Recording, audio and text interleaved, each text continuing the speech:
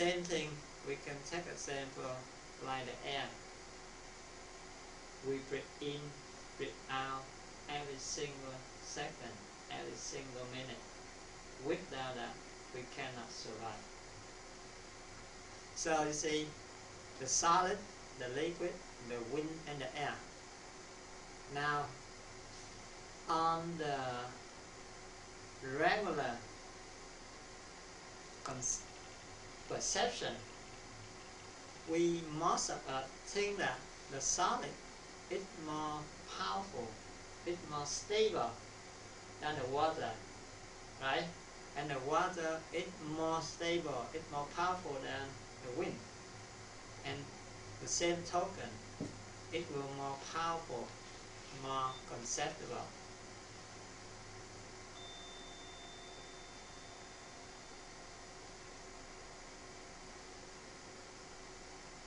Than the air, right? So that's why, okay, we spend a lot of time, energy going up with this pyramid, more and less. But now we observe and see how the energy carried out by all that material. Compare the water, the liquid to the solid. What you see? The energy of the liquid is much more powerful than the solid. You see, we can convert the flow of water into electricity, and you just see a few months ago the tsunami in Japan. A few years ago, you see the tsunami in Miami, in Burma, in Sri Lanka. You see how powerful the water. It can take away whatever huge, whatever big, whatever heavy, and throw out on its way. You see? Now, we go up to the third level. We compare the wind to the first level. What happens when the wind blows on the ground? Normally, we see it very gentle. Sometimes a little bit dust flowing around. But when it really concentrates, you see the tornado, right? Within 50 kilometer diameter, minimum, whatever heavy or big, on the way it goes through, it will throw up in the air like the baby throw the sand up into the air. And the same token, when we compare the third level to the second level, that means the wind blow on the water surface. Sometimes very breezy, gentle, but when it wants, it can create the big wave, 20, 30, 50 meter high. And when that happens, everything on its way will be nothing. You see? So that's why we see how our mind have an illusion on the material life. The more we think it's powerful, the more we think it's so stable, but the less energy it carries out. But all of that activity of the wind, of the flow of the water, remember, it created by what? The movement of the air. If the air in our universe not moving at all, we don't have the pressure, the atmosphere change. We don't have the wind. We don't have the flow in the ocean, we will have the death planet. You see? So even though we don't see the movement of the air, we don't feel it, but if we don't have that, we cannot survive. And the planet is a death planet. You see how powerful? So the more subtle, the more powerful. And even though when we tap in the solid, you see the big bomb or the big TNT explosion, it carry out less energy and only the tiny atom of uranium. You see? So even though when we compare in the material, in the solid substance, we still see the more stable, the bigger atom will carry out the less energy than small atom. And if we take another example, we see how powerful our mind power. We are sitting here, but if you think to your bed upstairs, only 2 minutes maximum. But if you think to London, you think to Paris, think to Dallas, America, to Hanoi, Vietnam, to Shanghai in China, to Belgium, to Australia, to Germany. The physical distance is much different, right? It's so different. But the moment when your mind think to that place, your mind body right away in that place, the people, the scene, the event, all the activity will re-manifest in your mind, and you are in that place right away. You see, it's much more powerful. It's going faster than the light velocity, 360 kilometers per second per hour. But our mind can travel much faster. Why we cannot bring the physical body with us to be present at that place? Why not? Is there anyone have an answer? It's very simple. Because we are sitting here, you are listening to me, but do you sure 100% your mind with your body? See, a few seconds, it's traveling, right? It's traveling all the time. That's why you don't need to be the Arahant. You don't need to be enlightened like the Buddha. You just need to practice very basic method.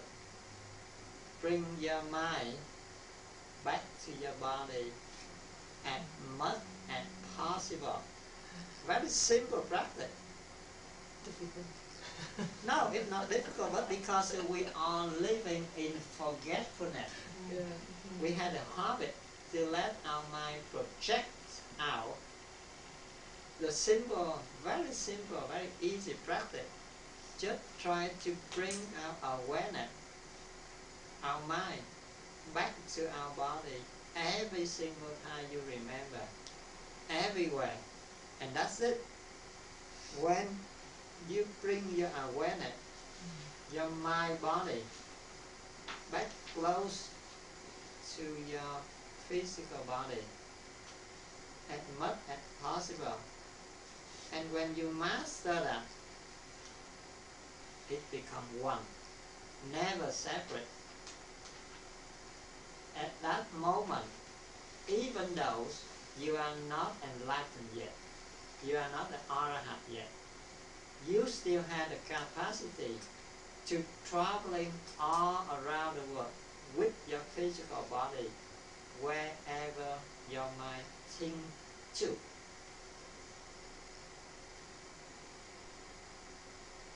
yogi can do in that. You see, and not only power, you may have other power, what we call supernatural power. Because when we can bring our mind, body, and the physical body together, we no longer living in the duality, right? We no longer live in the differentiation. So everything in the universe becomes harmony at one unit, like you. So your mind now embrace the whole cosmos.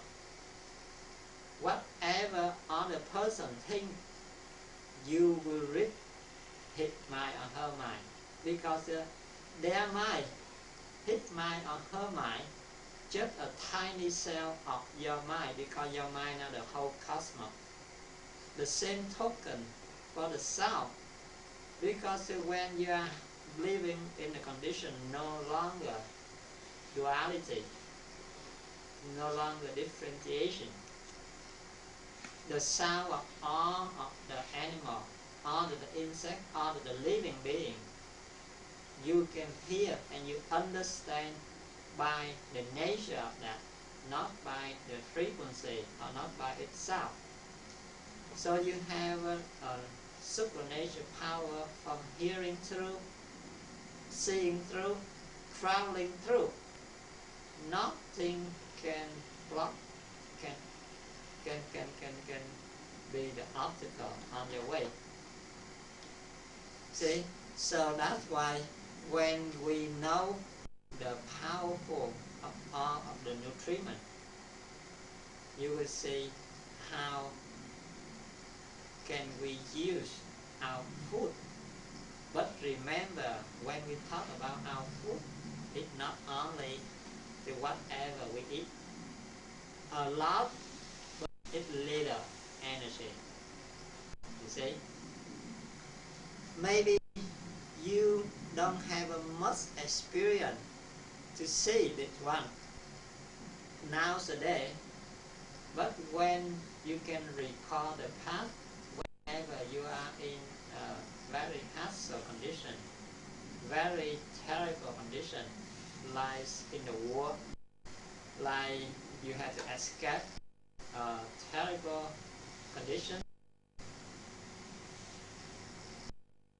Well, I used to talk, I don't know how many of you already been to a terrible war or the condition when we don't have any food, don't have any ring to drink. For example, the Vietnamese, the boat people are on the sea. They have no more food to eat, no more water to drink. Can they survive? The first source of energy, right? They can live. The second, the third level of energy. And the practitioner, the yogi, can do that too. See, we can live food with the ring for a few weeks. How come? We have humidity, right? Our skin will absorb the moisture and convert that for our body. In the air, we have only 20 oxygen, 80% of nitrogen for sulfur. All of that, it gets our lung and our body can convert into the amino acid in the atom, combined with hydrogen, become acid. Mineral phosphate, the sulfur that still in the air. Yesterday we learned about body capacity when it had to deal with the hazard situation when our unit it take the to convert into whatever substance our body needs. That's why a yogi or person in that situation can survive. But not only that, that person don't have an eye to see, or ear to listen to the sound. We don't have any food to eat. We have eye to see the blue sky, to see green color. We can hear the birds singing the song. We can hear the sound, the wave, and the